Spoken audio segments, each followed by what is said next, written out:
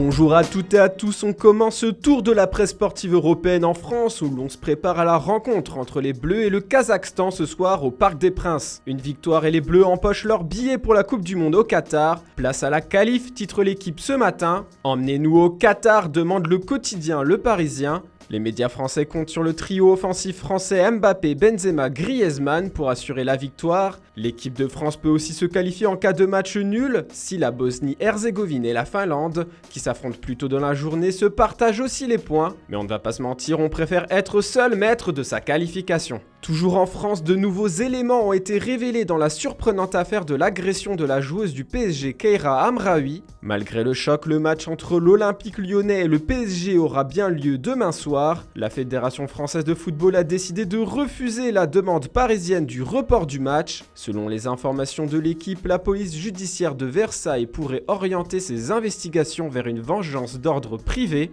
La rivalité sportive et interne au PSG avait d'abord été avancée. Alors comme ça, en couche avec les hommes mariés, voilà ce que les agresseurs auraient dit à la joueuse du Paris Saint-Germain avant de la frapper violemment dans la nuit du 4 au 5 novembre, selon les informations de RMC Sport provenant de sources judiciaires. Affaire à suivre. On part maintenant en Espagne. Dani Alves fait son grand retour au FC Barcelone. Alves revient, s'exclame l'édition barcelonaise de Mundo Deportivo. Libre depuis son départ de Sao Paulo en septembre, l'arrière droit de 38 ans s'engage jusqu'à la fin de la saison avec le club catalan. Il va apporter toute son expérience au club dont il avait déjà défendu les couleurs de 2008 à 2016. Il retrouvera son ancien coéquipier Xavi, mais comme entraîneur. Attention, il ne jouera qu'à partir du 1er janvier. Il est donc réservé, comme le titre le journal Sport ce matin. Le quotidien catalan nous rapporte aussi que Raheem Sterling est très proche du Barça. L'attaquant de Manchester City aurait demandé à sa direction de le laisser partir car il est enthousiaste à l'idée de jouer au Camp Nou.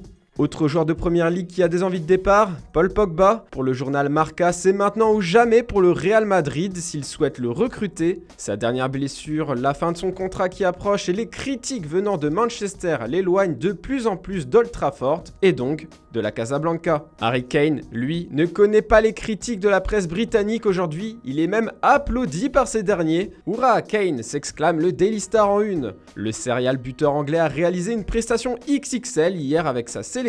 Il a inscrit un triplé et délivré une passe décisive contre l'Albanie. Les Free Lions se sont imposés 5-0. Chapeau bas Harry, titre le Daily Telegraph. Le Daily Mirror écrit de son côté que Gareth Southgate est aussi heureux que Harry. Le sélectionneur anglais a accepté de signer un contrat de 5 millions de livres par an pour prolonger jusqu'en 2024. Les dirigeants de Norwich, eux, peinent à trouver un nouvel entraîneur. Le Daily Express nous révèle que Frank Lampard aurait snobé leur proposition. Les Canaries risquent de s'envoler, titre le tabloïd. Mais Dean Smith, libre depuis son éviction soudaine d'Aston Villa, serait la nouvelle cible prioritaire du club. On termine ce tour de l'Europe en Italie. Hier soir, la squadra Azzurra n'a pas su trouver la faille contre la Suisse, un but partout. Pourtant, les Italiens avaient l'opportunité de remporter la rencontre en toute fin de match. Faute de Garcia sur Berardi dans la surface, Jorginho n'a plus qu'à transformer son penalty, mais sa frappe s'est envolée. Jusqu'à la fin, regrette le Corriere dello Sport en une. Le suspense reste entier dans le groupe C, la qualification n'est pas encore acquise pour la Nazionale. Tout se décidera lundi en Irlande du Nord et il faudra marquer, assure le quotidien italien. De son côté, Tuttosport nous rapporte le futur gros coup de la Juventus sur le marché des transferts. Le club turinois penserait à vendre la pépite Kulusevski,